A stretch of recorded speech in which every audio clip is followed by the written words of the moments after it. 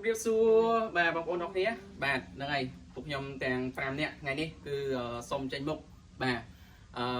មកសំណពើបាទដល់បងស្រីជំទាវត្រីដាណាបាទគឺសុំម៉ូតូមួយគ្រឿងបាទដើម្បី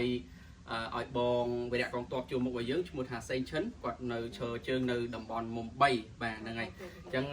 បាទអញ្ចឹងសូមគោរព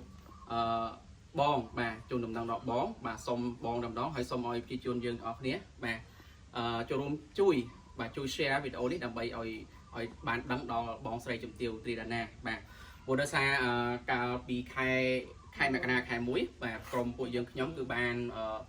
នាំស្បៀងនាំស្បៀងមានថាវិការអីមួយចំនួនតិចតួចបាទយកទៅជូនពួកគាត់នៅឯតំបន់មុំ3នោះហើយក៏ឃើញស្ថានភាពថាគាត់ពិបាកមែនតើបងប្អូនហើយគាត់ក៏ខាងបងសេងឈិនក៏គាត់សំណពើសុំម៉ូតូមួយគ្រឿងដើម្បីសម្រួលដល់ការធ្វើដំណើររបស់គាត់នៅក្នុងតំបន់នោះបាទកន្លែងគាត់ធ្វើការបងប្អូនដោយសារយើងឃើញជាក់ស្ដែងម៉ូតូរបស់គាត់គឺចាស់ពិតចាស់ខ្លាំងមែនតើគឺពិបាកនឹងធ្វើដំណើរហើយអញ្ចឹងពួកយើងអត់មានលទ្ធភាពទេបាទពួកខ្ញុំអត់មានលទ្ធភាពក្នុងការទិញឲ្យគាត់ទេបាទអញ្ចឹងក៏សូមគោរពសូមបាទសូមជំទាវបាទបងជំទាវត្រីដាណាបាទហ្នឹងហើយអញ្ចឹងសូមទៀតបាទហ្នឹងហើយគឺមានតែបងទេអាចជួយបានពួកយើងខ្ញុំមានទឹកចិត្តទេបាទមានទឹកចិត្តជួយឃើញថាគាត់ពិបាកមែនអញ្ចឹងក៏ព្យាយាមជួយផ្សព្វផ្សាយបាទជួយ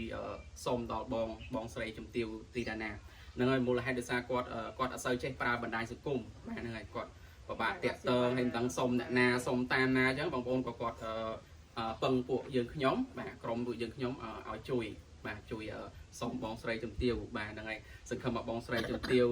នឹងជួយហើយខ្ញុំជឿជាក់ហ្មងបាទជឿជាក់មិនមែនសង្ឃឹមជឿជាក់ថាបងស្រីនឹងជួយហើយបងស្រីខ្ញុំនឹងដាក់លេខទូរស័ព្ទមានរូបភាពរបស់គាត់បាទវីដេអូរបស់គាត់ឲ្យខាងក្រុមការងារបងស្រីតាក់ទងទៅគាត់ផ្ទាល់ក៏បានឬក៏ខាងបងស្រីជំទាវអាចឲ្យតាមរយៈពួកខ្ញុំក៏បានដែរពួកខ្ញុំនឹងយកទៅជូនគាត់ហើយថតជាវីដេអូឬក៏រូបភាពផ្សេងដើម្បីបញ្ជាក់ថាគាត់ពិតជាបានទទួលអំណោយរបស់បងស្រីពីតាមរយៈតាមខ្ញុំបាទហ្នឹងបើសិនបើបងស្រីអាចថាឲ្យតាមរយៈពួកខ្ញុំក៏បានដែរឬក៏អាចផ្ទាល់បាទអាចតាក់ទងគាត់ផ្ទាល់បាទឲ្យគាត់ឡើងមកយកឬក៏ក្រុមការងារបងយកទៅឲ្យគាត់ឬយ៉ាងណាអានឹងអាស្រ័យលើបងទេអញ្ចឹងក្នុងនាមពួកខ្ញុំទាំង5នាក់គាត់ថាជាការតំណាងគាត់បាទតំណាងគឺសុំបាទពួកគាត់អត់សូវចេះប្រើបណ្ដាញសង្គមបាទអញ្ចឹងម្ដងទៀតបាទសូមឲ្យបងប្អូនប្រជាជនយើងបាទជួយ share វីដេអូជួយចែករំលែកវីដេអូដើម្បីឲ្យដល់បងស្រីជំទាវដាណាហ្នឹងហើយខ្ញុំជឿជាក់ថាបងស្រីជំទាវដាណានឹងជួយគាត់បាទហ្នឹងហើយអញ្ចឹងក្នុងនាមពួកយើងជាប្រជាពលរដ្ឋបាទគឺពិតជាគោរពស្រឡាញ់បាទហ្នឹងហើយដល់ភាពអង្អាចក្លាហានរបស់វីរៈកងទ័ពរបស់យើងបាទពួកយើងត្រូវបានគេឈ្លានពាន2ដងហើយអញ្ចឹងក្នុងនាមជាប្រជាពលរដ្ឋអត់មានអីតបស្នងទេគឺឃើញថាគាត់ពិបាកអីចេះចុះហើយសំណើរបស់គាត់គឺពួកយើងព្យាយាមធ្វើប៉ុន្តែពួកយើងអត់មានលទ្ធភាពទេគាត់ព្យាយាមជួយអ្វីដែលអាចជួយបានគឺយើងជួយបាទជួយគ្នាធ្វើទៅមកបាទអញ្ចឹងម្ដងទៀតបាទសូមឲ្យបងប្អូនជួយ share ហើយ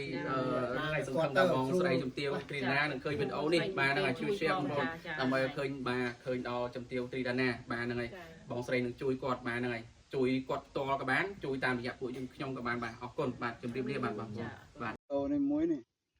ហើយបងអូនស្រីមកដល់ផ្ទះមកដល់កន្លែងដល់ផ្ទះហ្មងដល់ផ្ទះខ្ញុំហ្មងហើយឃើញម៉ូតូស្រាប់អញ្ចឹងខ្ញុំថតឲ្យបងអូនស្រីដើម្បីបងអូនស្រីជួយរកបានម៉ូតូមួយគ្រាន់ជិះចុះមកដឹកបន្លែដឹកអីរកបន្លែរកអីឲ្យបងប្អូនហូបឥឡូវចាក់វាមិនឆេះទៀតនឹងគិតមិនបើបានបងប្អូនណាជួយឧបត្ថម្ភទៅមិនភ្លេចគុណទេបងប្អូនហើយខ្ញុំនៅ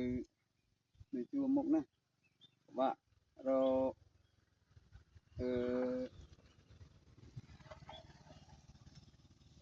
ជួបបាយដល់ជូនណាអញ្ចឹងមានអីមានតែសុំបងប្អូនខ្ញុំនៅជួរមុខពិតគាត់មែនបងស្រីដឹងហើយបងស្រីមកដល់ផ្ទះខ្ញុំស្រាប់